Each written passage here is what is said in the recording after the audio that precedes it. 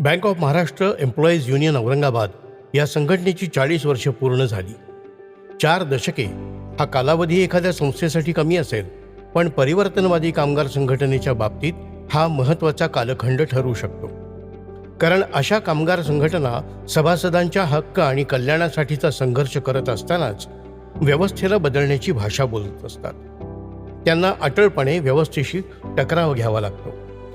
बँकेच्या विस्तारासोबतच सभासद संख्या वाढत गेली व त्यामुळे संघटन कार्य आणि नेतृत्वाचे विकेंद्रीकरण करण्याच्या हेतूने फेडरेशन आणि संलग्न विभागवार संघटनांची स्थापना करण्याचा निर्णय घेण्यात आला. प्रागतिक विचारांच्या चळवळीत घडलेल्या कॉम्रेड देवीदास तुळजापूरकर या ध्येयवादी तरुण कार्यकर्त्याने आणि कॉम्रेड प्रभाकर यादव या कुशल संघटक आणि डाव्या विचारांवर श्रद्धा असणाऱ्या कार्यकर्त्याने संघटनेचे नेतृत्व करण्यासाठी पुढाकार घेतला.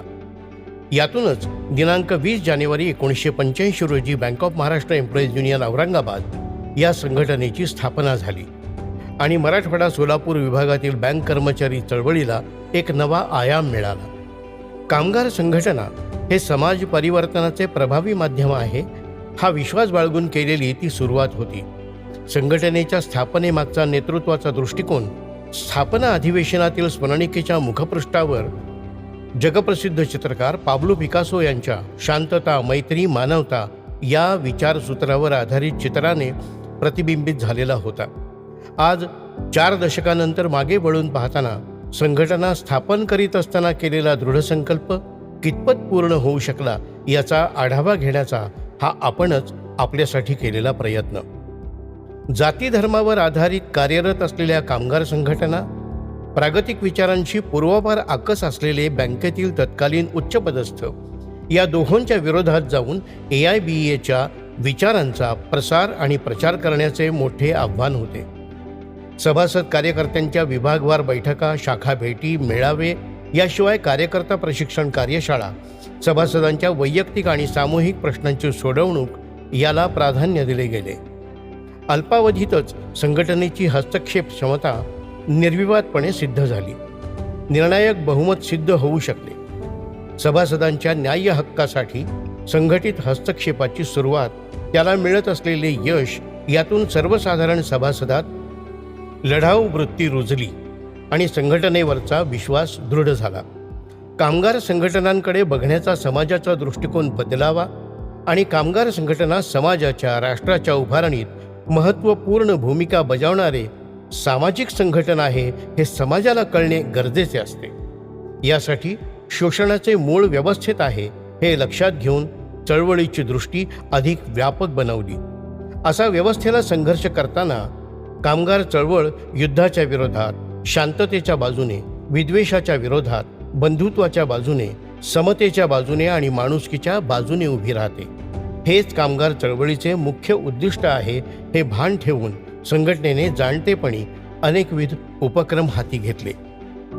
संघटनेच्या पहिल्याच अधिवेशनात म्हणजे 1987 साली बुलेटिन या संघटनेच्या मुखपत्र स्वरूपातील प्रकाशनाची सुरुवात झाली. सुरुवातीस बँकिंग, संघटना, सेवा शर्ती विषयक प्रश्न इत्यादी सदरे अशा स्वरूपात सुरू झालेले बुलेटिन अल्पावधीतच साहित्य, कला, क्रीडा विषयक मजकुरांसह 30-32 पानांचे मासिक झाले. 2 दशकांहून अधिक काळ या प्रकाशनात सातत्य राहू शकले. बुलेटिनमधील एका कवितेसंबंधी संघटनेच्या प्रमुख नेतृत्वाला प्रदीर्घ काळ न्यायालयीन लढ्याच्या प्रक्रियेतून जावे लागले.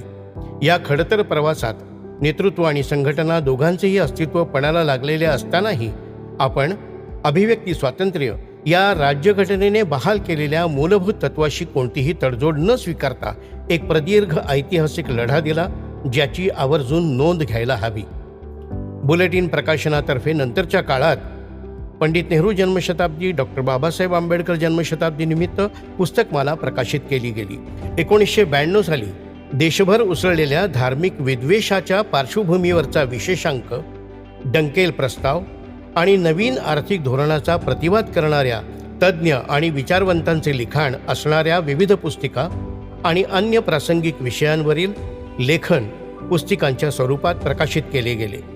मध्यंतरी खंडित झालेले बुलेटिन प्रकाशन गेल्या वर्षापासून पुन्हा एकदा नव्या स्वरूपासह प्रकाशित होते आहे, याचे विलक्षण समाधान आहे. वित्तीय क्षेत्रातील होत असलेले वेगवान बदल, त्याचा बँकिंग आणि एकूण अर्थकारणावर होणारा परिणाम याचा अभ्यास आणि संशोधन करण्याच्या दृष्टीने संघटनेने state bank of Hyderabad staff असोसिएशनच्या समवेत बेट्रा या संस्थेची छत्रपती संभाजीनगर येथे स्थापना केली. संस्थेच्या वतीने विविध उपक्रम राबवण्यात आले.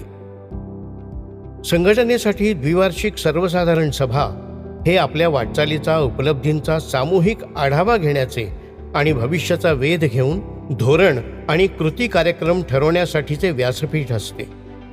संघटना कार्यक्षेत्रात एकूण 9 जिल्हे आहेत आणि विशेष म्हणजे या प्रत्येक जिल्ह्याच्या ठिकाणी संघटनेचे अधिवेशन संपन्न झालेले आहे.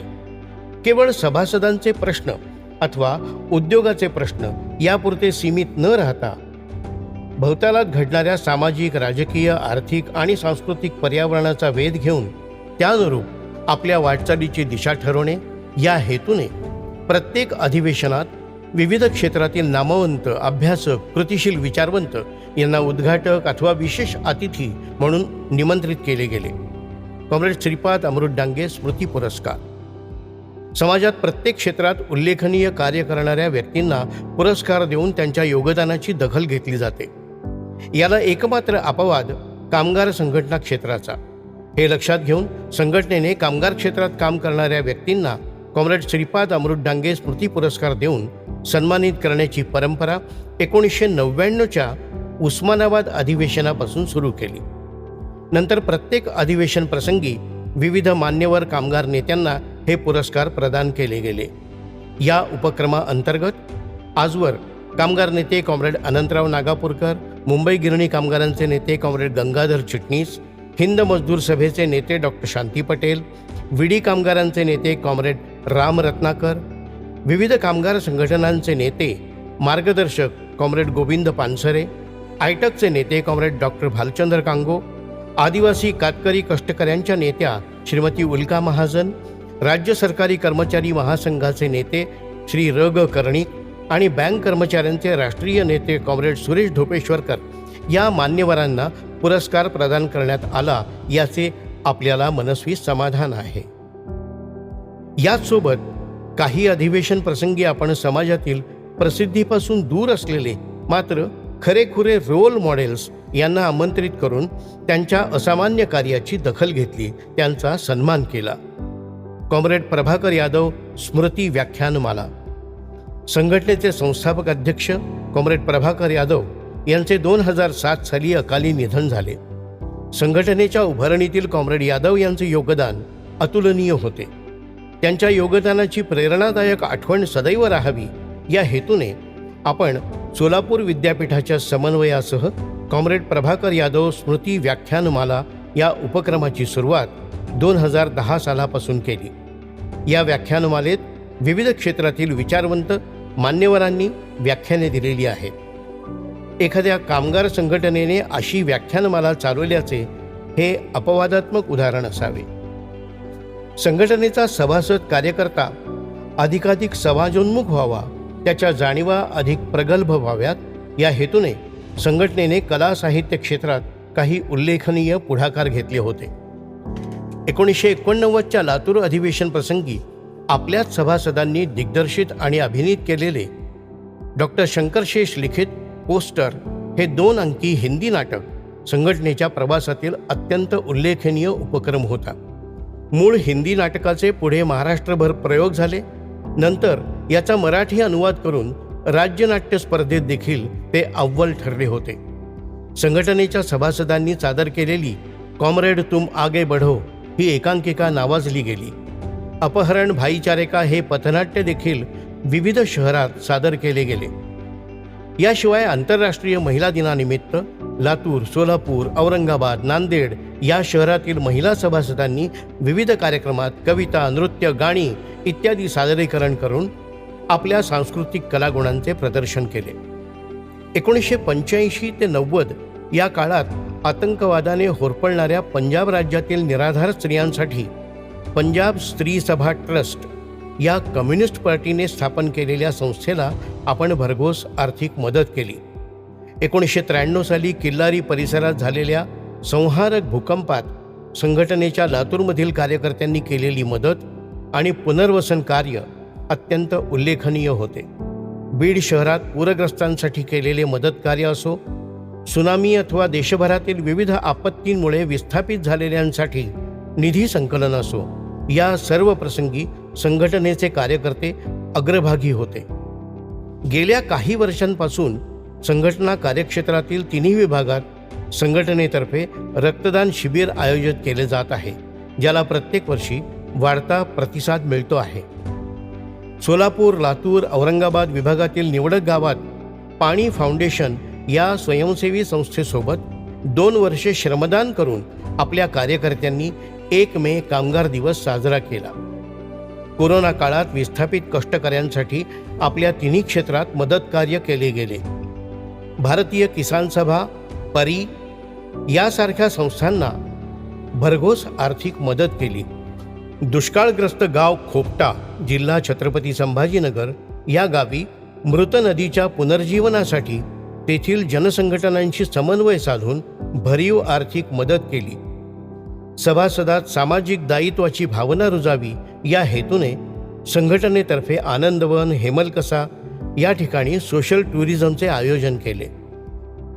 उत्कृष्ट कार्यसंस्कृतीचा आग्रह ही AIBAची ओळख खऱ्या अर्थाने प्रत्यक्ष अंमलात आणण्यासाठी संघटना आजवर जाणीवपूर्वक प्रयत्न करत आली आहे. ठेवी संकलन, थकीत कर्ज वसुली मोहीम, ABC कॅम्पेन, कृषी कर्ज नूतनीकरण, प्रलंबित कामांचा निपटारा या आणि अशा अनेक मोहिमा संघटनेतर्फे यशस्वीपणे राबवण्यात आल्या.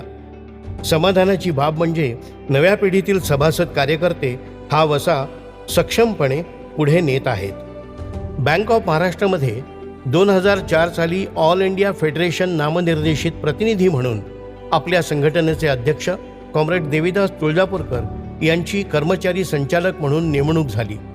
अभ्यासू आणि विश्लेषक वृत्ती, परखड भूमिका आणि निस्पृह आचरण या गुणवैशिष्ट्यांसह त्यांची पुढील 5 वर्षांची कारकीर्द अत्यंत प्रभावी ठरली. संचालक पद हे प्रतिष्ठेचे पद नसून संस्था, ग्राहक आणि कर्मचाऱ्यांच्या हितरक्षणाची जबाबदारी आहे या भावनेने त्यांनी आपले कर्तव्य निभावले.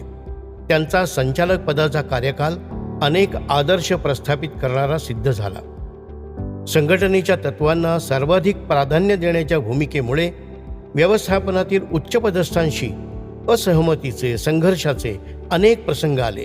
मात्र त्या प्रत्येक प्रसंगी संघटनेच्या नेतृत्वाने परिणामांची तमा न बाळगता, कोणतीही तडजोड न स्वीकारता प्रसंगाला सामोरे जाण्याचे पाऊल उचलले आणि या प्रत्येक वेळी संघटना म्हणून आपण नेतृत्वाच्या पाठीमागे एकदिलाने ठामपणे उभे राहिलो याचा आज मागे वळून पाहताना आपल्याला अभिमान वाटतो. हितसंबंध दुखावलेले काही उच्चपदस्थ आणि विरोधी संघटना यांनी संगनमताने संघटनेचे नेते कॉम्रेड देवीदास तुळजापूरकर यांच्यावर बँकेच्या कामकाजातील तथाकथित अनियमिततासंबंधी केलेला आरोप असो की संस्थेच्या हिताला बाधक व्यवसाय धोरण अंमलात आणणाऱ्या तत्कालीन चेअरमन विरुद्धचा संघर्ष असो किंवा अगदी अलीकडच्या काळातील एम्प्लॉईज स्टॉक ऑप्शनच्या व्यवस्थापनाच्या आवाहनाला संघटनेने केलेला विरोध असो, या प्रत्येक प्रसंगी नेतृत्वाची आणि पर्यायाने संघटनेची कसोटी होती. मात्र कसलीही तडजोड न स्वीकारता आपण आपली एकजूट आणि क्षमता सिद्ध करू शकलो आणि अधिक झळाळून मार्गस्थ होऊ शकलो हा इतिहास आहे. आज इतिहास बनलेली ही 40 वर्ष आपल्या पुढील आव्हानात्मक कालखंडातील प्रवासासाठीचे संचित असणार आहे. संघटना म्हणून आपली वाटचाल वेगळी का म्हणायची, तर आपण प्रस्थापित संस्कृतीलाच नव्हे तर चळवळीतील परंपरा आणि रूढ धारणांना देखील बाजूला सारून आउट ऑफ बॉक्स विचार आणि कृती करत आलो आहोत. आपल्या अवतीभोवती घडणारे वेगवान बदल, त्यातून आकाराला येत असलेल्या धारणांना, वस्तुस्थितींना प्रतिसाद देत आपल्या भवतालाला आकार देण्याचा प्रयत्न केला. म्हणूनच आजवर आपण संदर्भपूर्ण आहोत आणि यापुढेही राहणार आहोत. संघटनेच्या कामकाजाचे लोकशाहीकरण असो की नेतृत्वाचे संक्रमण असो, या प्रत्येक बाबतीत आपण सहजपणे पुढाकार घेतला. त्यातून परस्पर विश्वासाचा आणि ध्येयाप्रती कटिबद्ध राहण्याचा वारसा आपण नव्या पिढीपर्यंत आणला. ही प्रक्रिया निरंतरपणे पुढे चालू राहणार आहे आणि हीच संघटनेच्या उज्ज्वल भविष्याची शाश्वती असणार आहे.